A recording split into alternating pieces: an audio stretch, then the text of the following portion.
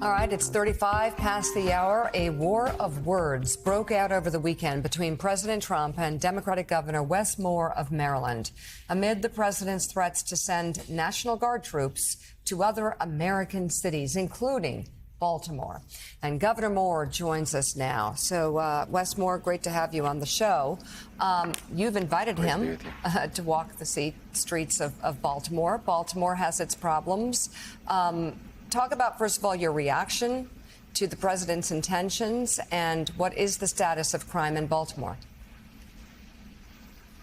Well, you know, we continue to listen to the president make just blissfully ignorant comments about Baltimore and really going back to 1980s scare tactics and tropes about our American cities. And what I said is that, you know, you should really come be informed and come be educated, because if you came and spent time with the people on the ground who are actually doing the work, you could not only see the progress that's being made, but also see the devotion that the people who actually live in these communities and the people who are the elected officials who are serving these communities, the devotion that we all have to making sure that our communities can improve.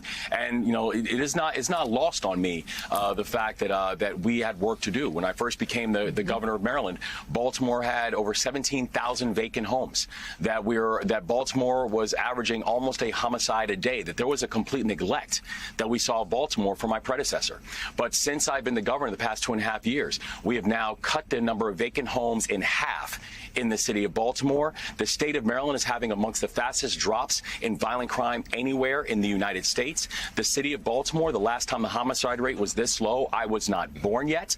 That we're watching a population increase that has now been ranked the 4th best place for college graduates. And so we are seeing a resurgence that it would be great if the president would actually come and spend time and learn about what we are doing instead of just throwing jabs at me and jabs at the city of Baltimore from the Oval Office. So, Governor, let me ask you about what the president would see when he got there, and following up on what we've been saying about Washington, how could the president be a better partner with you and also Baltimore? Because Baltimore is one of the most violent cities, based on 2024 stats, one of the most violent cities in America.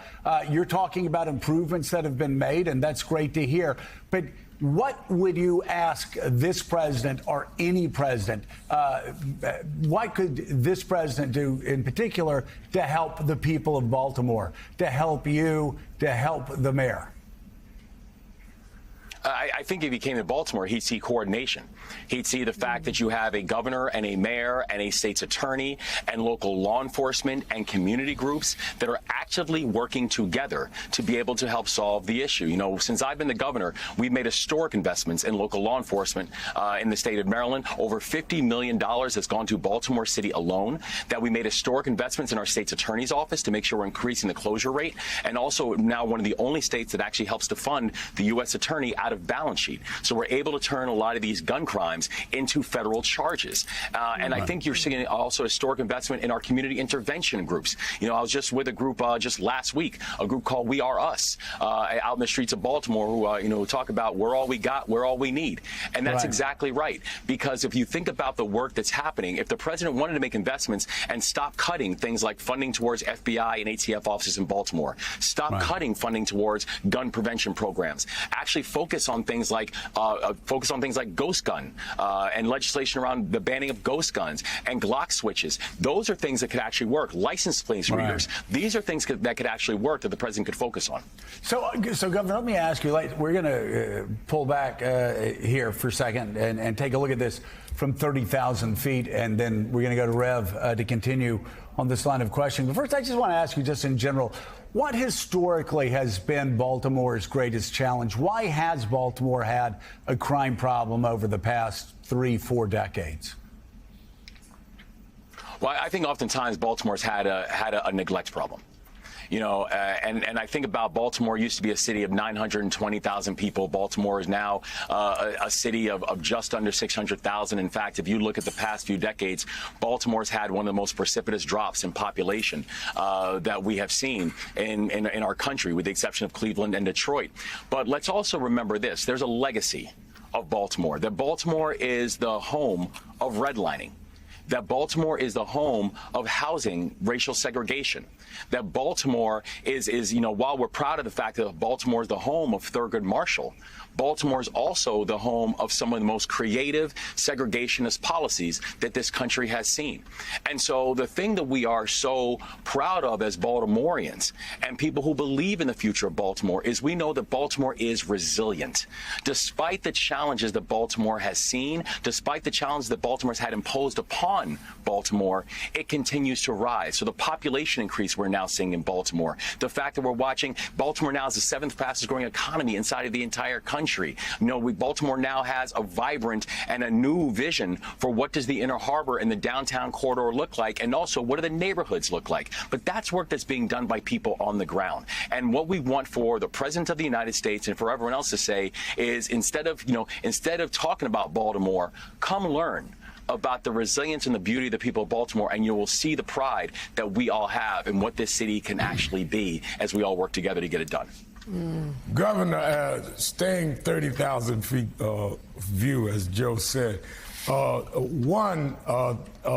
whole idea of looking at the fact that the government under Donald Trump, federal government wants to come in and threatening to come into Baltimore, is coming to other areas, or threatening to come in other areas, certainly what they're doing in Washington, D.C. I've seen a racial element here because there's always cities, it seems so far, that has black mayors, and in your case, a black governor. It also is strange to me that a party that had members that always wanted states' rights is now the party buying into Intel and is overtaking states in how they are successfully bringing down the crime rate. I don't know how all of a sudden they switch to the government ought to be running the states, even when the states are being run successfully. But explain to us about the threat of stopping the funds for rebuilding the bridge and how vital that bridge is to the economy and workers there in Baltimore and those that do business with Baltimore. Thanks, Rev. And first, you're absolutely right. I'm new to politics. My background is, I was a soldier. I led paratroopers in combat, and I led one of the largest poverty fighting organizations in this country. So I'm new to this politics thing. But I always thought that the Republican Party was the one who always talked about how let's get big government out of our lives. And we have never seen such an outreach of big government like we are seeing with the Trump administration. I mean, it's absolutely fascinating. But the bridge and for the president to make such an ignorant comment about how he gave us all this money, let's be clear and let's put a context on this. That on March 26th, a year and a half ago, we saw tragedy strike, one of the greatest tragedies in our state's history, where a ship the size of 3 football fields slammed into a 2-mile-long bridge that has always served as the backdrop of Baltimore. In that, we had thousands of people who lost their jobs instantaneously.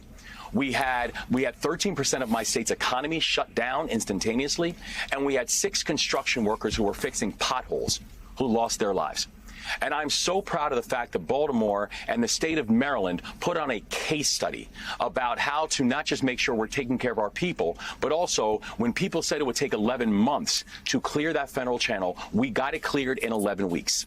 And we have had the same kind of progress and that same kind of speed when it comes to rebuilding of the bridge. By the way, the 100% cost share that is now being done between the state of Maryland and the federal government was not authorized by Donald Trump. It was authorized by Congress, and it was authorized by President Biden. And so for the president to talk about, President Trump to say how he's, quote unquote, given us all this money, not just is it deeply disrespectful and factually inaccurate, but I hope he understands that the communities that are most hit by that are communities like Dundalk, which, by the way, are communities that actually voted for the president. So once again, the president's showing that this is not about policy. This is not about supporting your people. This is not about what it's going to do to port workers and small businesses. This is an ideology. And it's a deeply dangerous ideology. And frankly, again, something he's talking about pulling that he did not give us in the first place. And that's why I tell our people, do not let someone take your power who did not give it to you in the first place. Democratic Governor Wes Moore of Maryland, thank you very much for coming on the show this morning. We'll be watching this. We'd love to have you back. Thank you.